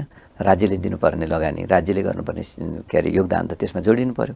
त त्यसको लागि हामीले योगदानकर्ताहरूले त गर्छन् नै, सँगसँगै रोजगारदाता भनेको त राज्य भयो नि, राज्यले पनि त्यो सम्बोधन गर्नुपर्छ भनेर हामीले झन्डै 60,000 कर्मचारीहरूको सेवा सुविधा पाउने गरी त्यो सामाजिक सुरक्षा कोषमा समावेश हुने गरी वा राज्यले उनीहरूलाई दिनुपर्ने योगदानको सुनिश्चितता गर्नको लागि हामीले त्यो फाइलहरू पनि अगाडि फरवार्ड गरेका छौँ। त्यसैले अघि सामाजिक सुरक्षा कोष पनि यो मन्त्रालय अन्तर्गत पर्ने भएको हुनाले हरेक श्रमिकहरू, चाहे त्यो श्रमिक सहायक खालका तलब एकदम निम्न स्तरका हुन्, चाहे माथि म्यानेजर अवस्थाका हुन्, सबैलाई श्रमको परिभाषाभित्र श्रमिकहरू नै मानिन्छन्। यो सुरु गर्दा त के तत्कालीन केपी ओली सरकारबाट नयाँ युगको सुरुवातको रूपमा होइन, त्यत्रो ठुलो व्यापक प्रचार प्रसार गरेर एकदम देशमा नयाँ युग आयो भनेर सुरुवात गरिएको थियो। तर त्यो अनुसारको सामाजिक सुरक्षा कोषमा प्राइभेट सेक्टरलाई पनि सबैलाई समेट्न त अहिलेसम्म नसक्नुको कारण चाहिँ के हो? 2076 सालमा हामीले सामाजिक सुरक्षा कोषको स्थापना गऱ्यौँ। त्यो अत्यन्त तडक भडकका साथ मलाई लाग्छ बिरकुटी मण्डपमा त्यसको सुरुवात गरिएको थियो र धेरै मान्छेमा आकर्षण हुन्थ्यो। झन्डै हामीले 25-30 अरब रुपियाँ त्यसमा सङ्कलन गरेका छौँ। त्यो बेला अहिले अलग पार्टी छ, तर तपाईँ पनि सँगै त्यही पार्टीमा सँगै थियौँ। त्यसैले त्यसको जुन परिचालन हो सामाजिक सुरक्षा कोषको, त्यो व्यवस्थित तरिकाले हुन सकिरहेको छैन। र अहिले हामीले के नीति लिएका छौँ भन्दाखेरि त्यो कोषको पनि हामीले परिचालन गरौँ। पैसा त जम्मा मात्र राखेर त त्यो बढ्दैन, त्यसको त परिचालन हुनु पऱ्यो होइन। पैसा तान्नको लागि त त्यसको परिचालन हुने हो। 1% काट्दै आएको त धेरै भयो, त्यसलाई लगानी गर्ने पनि हो। त त्यसले यसपालि हामीले के नीति लिएका छौँ भन्दाखेरि अनौपचारिक क्षेत्रका होइन, असङ्गठित क्षेत्रका मजदुरहरूलाई पनि त्यसमा लैजाने, त्यसमा समाहित गर्ने र वैदेशिक रोजगारमा गएका हाम्रा दाजुभाइहरूलाई पनि जवानी छाउन्जेलसम्म त विदेशको रोजगारीमा जानुहुन्छ। जवानी सिद्धिसकेपछि त एकदम कोही अपाङ्ग भएर आउनुभएको छ, कोही उमेर एकदमै कम भएर आउनुभएको छ, त्यो उमेर कम भइसकेपछि त मान्छेले श्रम गर्न सक्दैन, त त्यति बेला उनीहरूको सुरक्षा पनि हुनु पर्यो भनेर यसपालि हामीले सामाजिक सुरक्षा कोषको दायरामा कसरी ल्याउने भनेर हामीले त्यो सरकारले पनि नित्यता कार्यक्रममा त्यो ल्याएको छ, बजेटमा पनि त्यो कुरा सम्बोधन गरेको छ र हामीले पनि त्यो कार्यान्वयन गर्नको लागि अगाडि बढाइरहेका छौँ। त त्यही क्रममा हामीले श्रमिकहरूलाई हाउजिङ लोन दिने, घर बनाउन लोन दिने, शैक्षिक लोन दिने, सामाजिक कार्यको लागि लोन दिने, उनीहरूलाई औषधि उपचारको खर्च दिने गरी हामीले कार्यविधि अगाडि बढाएका छौँ र त्यो कार्यविधिको भोलि सायद आजै हामी सुरुवात गर्दैछौँ। 3 बजे हामीले त्यसको अनलाइन मार्फत नै उद्घाटन गर्ने कार्यक्रम छ। किनकि योभन्दा पहिला त सामाजिक सुरक्षा कोषलाई परिचालन गर्ने गरिएको थिएन, खालि सङ्कलन गऱ्यौँ, त्यसको परिचालन कहाँ गर्ने भन्ने कुरा स्पष्ट थिएन। त्यो स्पष्ट गर्नको लागि हामीले कार्यविधि बनाएका छौँ र त्यो कार्यविधि मार्फत नै हामी त्यो कोषको सञ्चालन र व्यवस्थापन पनि। तर अहिले जसरी चलिरहेको छ त्यो चाहिँ स्वास्थ्य सुरक्षादेखि लिएर होइन, हजुर, अनि त्यसपछि 15 वर्षपछि रिटायर भएपछि चाहिँ पाउने सुविधाहरू त अहिले पनि त्यो प्रयोग भइरहेछन् क्यारे होइन। 3 वर्ष 4 वर्ष भएपछि 3 वर्ष भए मान्छेहरूले चाहिँ विभिन्न सुविधाहरू पाउन थालेका छन्। कति लोनको पाउने भन्ने पनि लोन दिने आदि इत्यादि थिएन त्यति बेला होइन, खालि जम्मा गर्ने केही सर्टेन सुविधाहरू पाउने। त्यो लामो समयसम्म त विभिन्न ब्याङ्किङ सेक्टरले त ठुलो विरोधै गर्यो होइन, ब्याङ्किङ सेक्टर आउन मानिरहेको थिएन, यसलाई ऐच्छिक बनाउनुपर्छ, जसरी बाध्यकारी बनाइएको थियो ऐच्छिक बनाउनुपर्छ भन्ने कुरा आएर ती कुरा सम्बोधन भयो कि भएन अहिले? होइन, अब सबैलाई अब ल्याउने प्रयास हामीले गरेका छौँ, त्यो दायराभित्र त्यो नीति चाहिँ बनाएका छौँ र बिस्तारै बिस्तारै उनीहरूलाई त्यो दायराभित्र ल्याउनको लागि हामी पहल पनि गरिरहेका छौँ। अब बाध्यता त गर्ने हो होइन, जस्तै कैयौँ उद्योग धन्दाहरू पनि सामाजिक सुरक्षा कोष अन्तर्गत आएका छैन। अब मैले त के भनेको छु भन्दाखेरि त्यो एउटा कानुनमा पनि परिमार्जन गरेर हुन्छ, ऐनमा परिमार्जन गरेर हुन्छ, एउटा बाध्यकारी अवस्थाको पनि सिर्जना गर्नुपर्ने हुन्छ। जो उद्योग धन्दाहरूले सामाजिक सुरक्षा कोष अन्तर्गत आउँदैन, त्यसलाई स्थान दिँदैन, त्यस्तोको नवीकरण गर्दाखेरि हामीले वाच गर्ने होइन। त्यस्ता उद्योग धन्दाहरू स्थापना गर्दाखेरि पनि ती प्रावधानहरू हामीले राख्ने, सामाजिक सुरक्षा कोषमा अनिवार्य सहभागिता मेरो हुनेछ भनेर हामीले सुरुवातदेखि नै राख्न सक्यौँ भने यसलाई हामी व्यवस्थित गर्न सक्छौँ। तर यसमा एउटा अर्को खालको विकृति पनि देखेको छ नि सामाजिक सुरक्षा कोषमा, जति गएका छन् उनीहरूले एउटा न्यूनतम पारिश्रमिक जो छ 15,000 तोकेको, त्यो अनुसारको चाहिँ सामाजिक सुरक्षा कोषमा त्यही अनुसारले चाहिँ आफ्नो योगदान गर्ने होइन। तत्काल पाउने बेनिफिट त लगभग त्यही नै हो, वार्षिक 1 लाखको चाहिँ स्वास्थ्य सुरक्षा, 5 लाखसम्म चाहिँ कुनै ठुलो रोग लाग्यो भने 5 लाखसम्म स्वास्थ्य सुरक्षादेखि लिएर विभिन्न कुराहरू त 15,000 हाल्ने पनि थिए पाउने हो, 50,000 हाल्ने पनि थिए पाउने अहिले होइन। ती कुराले गर्दाखेरि चाहिँ रोजगारदाता विशेष गरी जसले चाहिँ 20% थप्नुपर्छ, कम थप्नु परोस् भनेर सकेसम्म कम स्यालेरी जुन चाहिँ न्यूनतममा गर्ने जुन चाहिँ यो एउटा अलिकति विकृति जस्तो भनौँ त्यो देखिएको छ, त्यसलाई चाहिँ कसरी सम्बोधन गर्न सकिन्छ? होइन, 15,000 भन्दा तल त दिनै पाइएन नि होइन, 15,000मै राखेर कानुनको दायराभित्र त सबै आउनु पर्यो नि। जस्तै कोही 1 लाख खाइरहेहरूले पनि त 15,000 बुझाएर हुन्छन् होइन, त्यो गर्नु पर्यो, त्यसलाई त नियमन गर्नु पर्यो नि, नियमनले त्यसलाई नियमित गर्नु पर्यो। नियमनकारी संस्थाहरू हाम्रो जो छ, नियमकारी निकायहरू जो छ, त्यसलाई त सबल बनाउनु पर्यो हामीले। त्यो त अहिले भइरहेको छैन, मन परितन्त्रले गर्ने कुरालाई त हामीले के अरे त्यसलाई रोक्नु पर्यो होइन। सामाजिक सुरक्षा कोषलाई हामीले व्यापक बनाउनै सकेका थियौँ, त्यसलाई व्यवस्थित गर्न सकेका थियौँ। बढी योगदान दिनेलाई बढी केही खालको बेनिफिट छ भन्ने खालको केही देखियो भने त होइन, त्यो देखियो भने त मान्छे सोचको रूपमा जाला नि त। त्यसमा चाहिँ विश्वास दिलाउन किन सकेको छैन? अब जसले बढी योगदान गर्छ स्वाभाविक रूपमा उसले पाउने रिटर्न पनि त व्यापकै हुन्छ नि त। जस्तै 50,000 पाउनेले 10% दरले 5,000 मासिक जम्मा गर्छ भने अब 15,000 पाउनेले त 185, 15 75 750 पाउने, थप 750 उसको हुन्छ होला। त्यसै जसले जति लगानी गर्यो रिटर्न पाउने भनेको त त्यही ढङ्गले त्यही अनुसार नै हो नि त। तर यसलाई बुझाउनमा चाहिँ त्यो गरिएको छ नि, जस्तै रिटर्न पाउने त अब तपाईँको रोजगारी सकिएपछि या तपाईँ रिटायर हुनुभएपछि 15 वर्षपछि हो होइन, 15 वर्ष योगदान कमसेकम गर्नुपर्छ भन्ने छ होइन, 15 वर्षपछि हो। तत्काल त अहिले त खालि मेरो पैसा त डम्प भएर बस्ने हो, त्यही मैले ब्याङ्कमा हाल्यो भने त त्योभन्दा बढी पाउँछु भन्ने जुन चाहिँ मान्छेहरूको सोचाइ छ। त्यसैले त लगानीको क्षेत्र हामीले खुला गरिदिएको त, लगानीको क्षेत्र खुला गरिदियो भने त योभन्दा पहिला त थिएन। अहिले हामी खोल्दैछौँ नि, आजदेखि हामी सुरुवात गर्दैछौँ, एक खालको प्रोसेसमा त गयो नि त। र त्यो लगानी गरे बापत आएको बेनिफिट पनि त्यही कोषवालाले पाउँछन्, त्यसपछि त्यो त पाइहाल्छ, त्यो त पाउनै पऱ्यो नि होइन, लगानी गरे अनुसारको रिटर्न त पाउनै पर्यो। र लगानी चाहिँ कस्तो कस्तो सेक्टरमा गर्न सक्छ त यसको? हामीले अहिले भनेको त हाउजिङ लोनदेखि लिएर एजुकेसन लोन र सामाजिक कार्य गर्नको लागि लोनहरू दिएका छौँ। भोलि अब रोजगार दाता भन्दा पनि योगदानकर्ताहरूको घर परिवारका मान्छेहरूलाई पनि उद्यमशीलतामा लाउने होइन, उद्यमशीलतामा लायो भने त्यहाँ पनि रोजगारीको सृजना हुनसक्छ। ती क्षेत्रमा पनि सर्टेन ब्याज लिएर अथवा नोमिनल ब्याज लिएर पनि हामी त्यो पनि गर्न सक्छौँ। अर्को कुरा भनेको जस्तै गैर आवासीय नेपालीहरूलाई पनि अस्ति हामीले एक खालको समझदारी पत्रमा हस्ताक्षर गरेका छौँ। उहाँहरूलाई पनि त्यसमा साझेदारी गराउनुको कारण त्यसको व्यवस्थापकीय कुराहरूलाई, त्यसको परिचालनको कुराहरूलाई मा पनि गैर आवासीय नेपालीहरूलाई हामीले लगाउन सक्यौँ भने गैर आवासीय नेपालीहरूको पनि थुप्रै लगानी यहाँ भित्रिन सक्छ। र सामाजिक सुरक्षा कोषलाई आधार मानेर गरिएका लगानीहरू र के अरे सिर्जना गरेका उद्यमशीलताहरूमा उहाँहरूको पनि सहभागिता भयो भने त यसलाई त व्यापक हामी बनाउन सक्छौँ। यसमा विभिन्न प्रावधानहरू छ। एउटा चाहिँ बेरोजगारी भत्ताको प्रावधान चाहिँ अहिलेसम्म छैन होइन? हजुर, त्यो पनि चाँडै सुरु गर्ने भन्ने कुरा थियो। यो बेरोजगारी भत्ताको चाहिँ कहिले सुरु हुन्छ, कसो? अनि सुरु त अब पार्टीहरूका घोषणापत्रमा योभन्दा पहिला पनि लेखेका थिए, तर त्यसको सुरुवात गरिएन र कोही पनि मान्छे बेरोजगार नहोस् भनेर प्रधानमन्त्री स्वरोजगार सुरक्षा कोष अन्तर्गतै गर्ने भन्ने पनि थियो। प्रधानमन्त्री स्वरोजगार त्यसलाई पनि सहज ढङ्गले अगाडि लिने भनेको थियो, तर त्यसको सुरुवात भएको छैन। त्यो गर्नुपर्छ।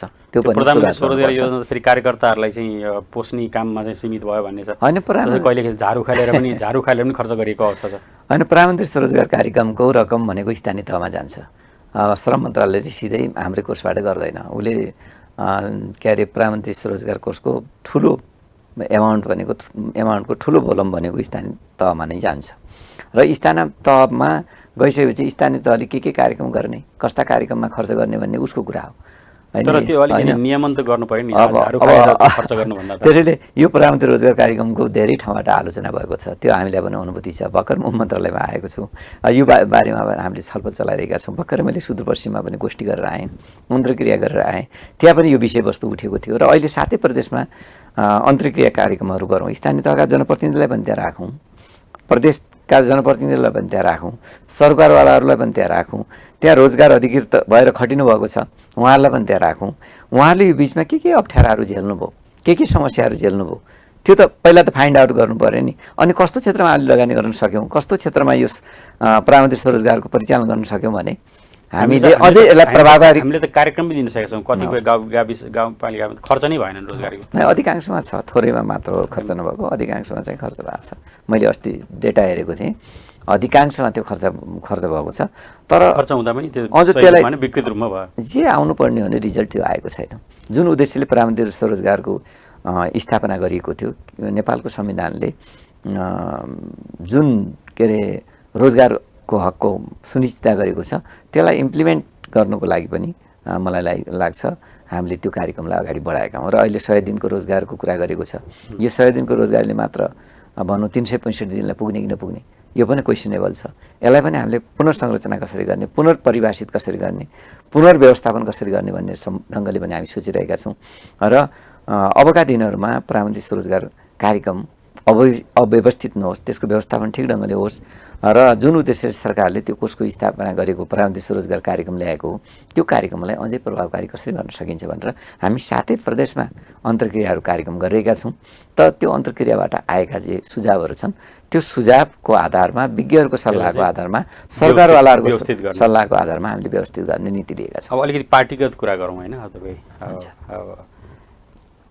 भर्खरै नयाँ पार्टी छ तपाईँहरूको, अनि अस्ति हालसालै अब यो गठबन्धनका कुराहरू भइरहँदा पार्टी एकीकरणको कुरा पनि आइरहेछ कि माओवादीसँग एकीकरण हुन लाग्यो तपाईँ पार्टी? अब अनि एकीकरणको सम्भावना देख्दिनँ म। एकीकरणको लागि संवाद गर्नलाई कार्यदल बनाउन लागेको भन्ने त अहिले हिजो प्रचण्डले पनि भन्नुभयो। अनि यस्तो एउटा जीवन्त कम्युनिस्ट पार्टीमा अर्को कम्युनिस्ट पार्टीसँग सहकारी गर्नुको लागि, एकीकरण गर्नुको लागि एउटा कार्यदल बनाउने होइन, समिति बनाइदिने र त्यसलाई जिम्मा दिने, त्यसको खोजबिन गर्ने, त्यसका सैद्धान्तिक पक्षमा बहस गर्ने, त्यसका नीतिगत पक्षमा बहस गर्ने, त्यसका कार्यक्रमिक पक्षमा बहस गर्ने, त त्यो चलिरहन्छ नि होइन। अब एकताको आधार त सिद्धान्त हो, एकताको आधार त विचार हो। विचार मिल्नेसँग सहकारी गरेर जाने हो, सिद्धान्त मिल्नेसँग पार्टी एकता गरेर जाने हो। प्रचण्डको पार्टीसँग विचार मिल्छ तपाईँहरूको? तर अहिले तत्काल हामी एउटा मार्क्सवादी पार्टी भएको हुनाले मार्क्सवादमा एउटा हाम्रो भनौँ न सैद्धान्तिक आधार भनेको त मार्क्सवाद नै हो। त्यो मार्क्सवाद त सबैले मानेका हुन्छन्। त कार्यक्रमिक पक्ष भनेका पृथक हुन सक्छन् होइन। तर ती कार्यक्रम पक्षहरूलाई पनि नेता नेतृत्वका शैलीले अगाडि कसरी बढाउने भन्ने कुरा पनि निर्धारण भएका हुन्छन्।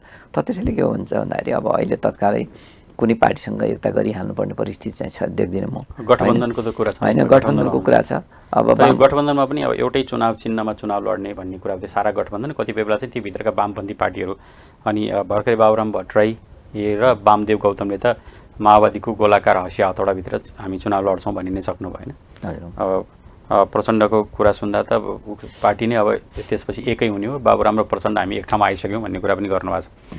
त्यस्तो हुँदाखेरि के नेकपा समाजवादी पनि त्यही हँसिया हतौडा चुनाव चिन्ह लिएर चुनाव लड्छ कि?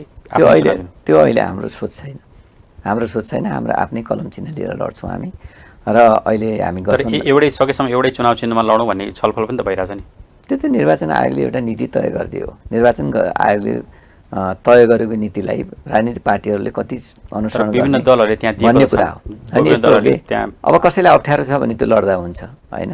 जसलाई अप्ठ्यारो लागेको छ आफ्नो निर्वाचन चुनाव चिन्ह लड्न, उनीहरूले लड्नलाई मलाई लाग्छ निर्वाचन आयोगले ढोका खोलिदिएको हुनुपर्छ। तर त्यो गर्नुपर्छ भन्ने बाध्यकारी अवस्था। तर पार्टी पनि खुला हो, जस्तै नेकपा एकीकृत समाजवादी पनि त्यहाँ त्यो भित्रका कोही नेताहरू कुनै अरू चुनाव चिन्ह लिएर लड्न तयार हुन्छन् भने त्यो खुला रहने अवस्था हो।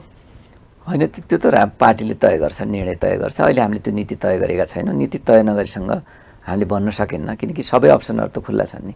निर्वाचन आयोगले जो बाटो खोलिदियो त्यो बाटोमा हिँड्नलाई सबैलाई छुट छ। हिँड्नै नहिँड्ने भन्ने कुरा त आफ्नो विचारको विषय हो। अब यो सबैभन्दा पेचिलो विषय चाहिँ छ अब सिट बाँडफाँडको होइन। तपाईँहरू गठबन्धन एकै ठाउँमा लड्ने भन्ने त सैद्धान्तिक सहमति भइसक्यो। कङ्ग्रेसले अब सबैभन्दा ठुलो दल बन्न चाहेको छ, यो सबैभन्दा राम्रो अवसर हो भन्ने सोचेको छ होइन। उसले सकेसम्म बढी सिट खोजिरहेको छ।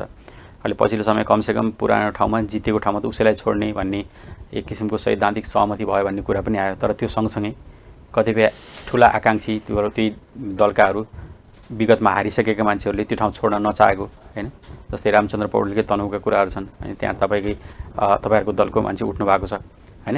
यी सबै कुरा हुँदाखेरि चाहिँ यो गठबन्धन चाहिँ एकदमै अहिले कति धेरै चुनौतीपूर्ण छैन त? होइन, गठबन्धन भनेको चुनौतीपूर्ण त हुन्छ नै, किनकि गठबन्धन भनेको नि सहज विषय होइन। हामी कहाँ एउटा खिचडी भन्छन् नि, अब खिचडी पकाउँदाखेरि कहिलेकाहीँ दाल पाक्दैन, कहिलेकाहीँ भात पाक्दैन होइन। अब कहिलेकाहीँ कुनै ठाउँमा नुन बढ्यो भने कुनै ठाउँमा पिरो बढ्यो भने हुन्छ। त त्यसैले गठबन्धन भनेको नै अप्ठ्यारो विषय हो, मिलाउनु पर्ने विषय। एकै दलभित्र त भावना मिल्दैन, नेताहरूको विचार मिल्दैन, नेताहरू एक ठाउँमा उभिने अवस्था आउँदैन भनेपछि सबै दलको गठजोड भनेको त्यति सहज विषय होइन। तर अब सबैको उद्देश्य एउटै हो भने, सबैको उद्देश्य चुनाव जित्ने हो, गठबन्धनलाई जिताउने हो भने त्यो मिल्न कुनै गाह्रो छैन। विशेष गरी एकीकृत समाजवादीलाई नि उसले चाहिँ जति छ अवस्था वास्तविकताभन्दा बढी चाहिँ सिटको अपेक्षा गरिरहेछ भन्ने गरिन्छ नि। होइन, अब त्यो भन्नेले भन्छ कि, तर हो के भन्दाखेरि नेपाली काङ्ग्रेस आफैमा ठुलो थियो र कति सिट जितेको थियो? 74को राष्ट्रिय चुनावमा कति सिट जितेको थियो? हामी सुदूरपश्चिमको कुरा गरौँ त 16 सिटमा 1 सिट जिते होइन। बाँकी त सबै वामपन्थीले जितेका थिए, 1 सिट रेशम चौधरीले जितेका थिए। भनेपछि यो कस्तो हुन्छ, मान्छे शक्तिमा गइसकेपछि अलि अरूभन्दा अलि 1 इन्च मात्र अग्लो देखिँदाखेरि पनि मैले आकाशै छुनु खोजिएको छु कि भन्ने अनुभूति हुन्छ कि होइन। अब समानुपातिक र प्रत्यक्ष गरेर उहाँहरूको 61 सिट होइन। त्यो 61 सिट रहेको पार्टी कहाँ थियो त? प्रमुख प्रतिपक्षमा थियो। प्रमुख प्रतिपक्ष रहँदाखेरि उहाँका गतिविधि पनि खासै थिएन, एउटा निराशाको स्थिति थियो। पार्टीको भविष्य रहने कि नरहने स्थिति थियो। अनि त्यो अहिले उहाँहरूलाई त्यो ठाउँमा पुर्याउने को त? तत्कालीन नेकपा एमाले भित्र आएको उतार चढाव र त्यो पार्टीभित्र त्यो पार्टीभित्र रहेका जस्तै अहिले 10जना दाजुभाइ छन्, उतै फर्कनु भएको छ 10 भाइ भन्ने, उहाँहरूले सिर्जना गरेको उहाँहरूको महत्त्वपूर्ण भूमिका रह्यो। तत्कालीन प्रधानमन्त्री केपी शर्मा ओलीलाई विश्वासको मत दिँदाखेरि त 27 जनाले दिनु भएन। 27 जना मध्ये केहीजना यता हुनुहुन्छ होला, त केहीजना त उतैतिर हुनुहुन्छ होइन। त्यो सिर्जना भइसकेपछि उहाँहरूले एउटा ठुलो पार्टीको रूपमा आफूलाई पाउने अवसर प्राप्त गर्नुभएको गठबन्धनभित्रको। अब मै नै शक्तिशाली हुँ, म नै अब जङ्गबहादुर हुँ होइन, अब मेरै छत्रछायामा सबैले बस्नुपर्छ भन्ने मान्यता नेपाली काङ्ग्रेसले नेपाली काङ्ग्रेसले त्यस्तो मान्यता राख्छ भने त्यो चाहिँ आत्मघाती हुन्छ जस्तो मलाई लाग्छ। हाम्रो पार्टी नेपाल कम्युनिस्ट पार्टी एकीकृत समाजवादीले विद्रोह नगरेको भए, त्यो पार्टीको छुट्टै पहिचान नभएको भए मलाई लाग्छ यो गठबन्धनको तपाईँको पार्टी भित्रैको कुरा पनि गर्नु। कतिपय जस्तै तपाईँहरू अहिले भर्खरै परिवर्तन भएर मन्त्री बन्नुभयो, त्यो बेला कतिपय पहिला मन्त्री भइसकेकाहरू अब त हुन त तपाईँहरूले 6 महिना कतिपयले खुलेआमै भन्नुभयो होइन 6 महिनामा चेन्ज परिवर्तन गर्ने भन्ने चाहिँ सहमति अनुसारै उहाँहरू जानु त कतिपय एकदम असन्तुष्ट हुनुभयो होइन अनि असन्तुष्ट देखिनुभयो। जस्तै अहिले पछिल्लो समय रामकुमारी झाँक्री र माधव कुमार नेपाली बिच पनि एउटा शीत युद्ध जस्तो देखिरहेछ नि। होइन त्यो त मान्छेको आफआफ्नो बुझाइ हो होइन। अब म यहाँ मन्त्री भएको छु, मोहन कण्ठ सदाईको लागि म राजकुमार हुँ भन्ने ढङ्गले हामीले सोच्न थाल्यो भने हाम्रो बुझाइ कति गहराइमा छ भन्ने कुरा प्रष्टिन्छ कि। मलाई त पार्टीले जिम्मेवारी दिएको न हो, यो जिम्मेवारी कति दिनको लागि, कति महिनाको लागि, कति वर्षको लागि भन्ने कुरा हो कि।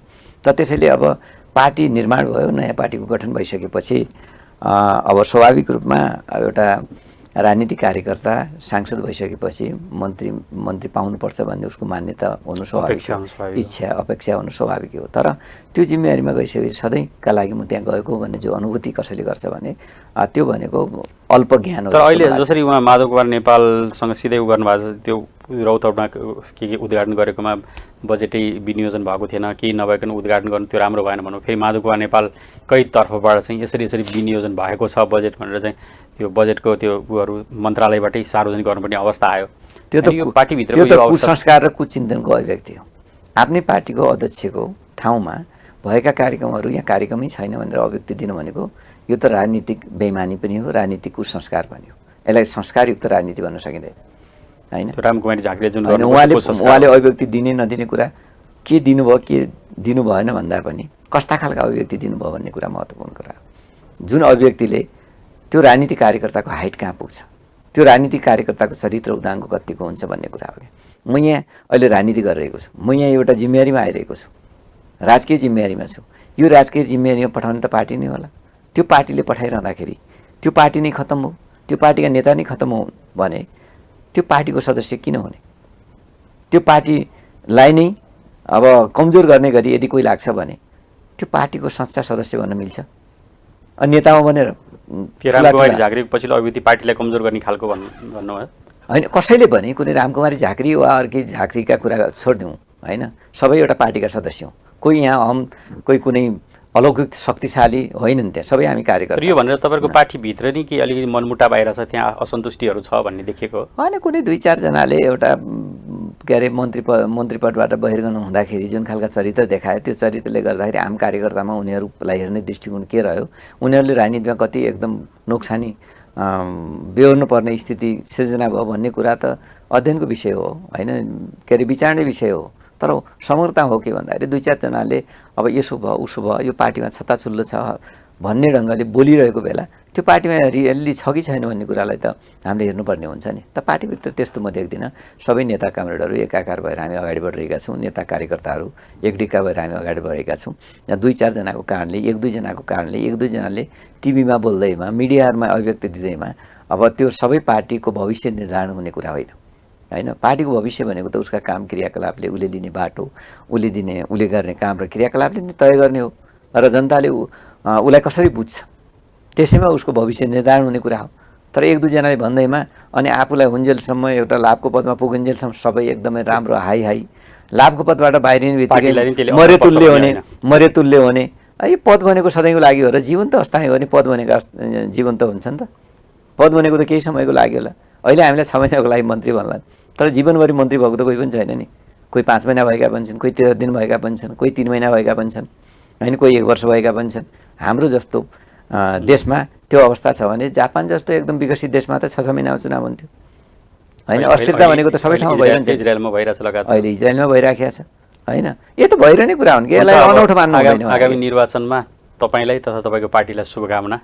समय दिनुभयो त्यसको लागि धेरै धेरै धन्यवाद। धन्यवाद। मेरा विचारहरू प्रकट गर्ने अवसर दिनुभएकोमा यो टिभी टुडेलाई पनि टिभी टुडे परिवारलाई पनि धेरै धेरै धन्यवाद र टिभी टुडेको भविष्यको पनि सफलता कामना गर्दछु। हस्, धन्यवाद। हस् दर्शक, आज हामीले कुरा गऱ्यौँ श्रम रोजगार तथा सामाजिक सुरक्षा मन्त्री शेरबहादुर कुँवरसँग। यस्तै विभिन्न व्यक्तित्व ल्याएर हामी तपाईँहरूसँग कुराकानी गर्ने नै छौँ। अहिलेलाई अन्तर्वार्ता यति नै। नमस्कार।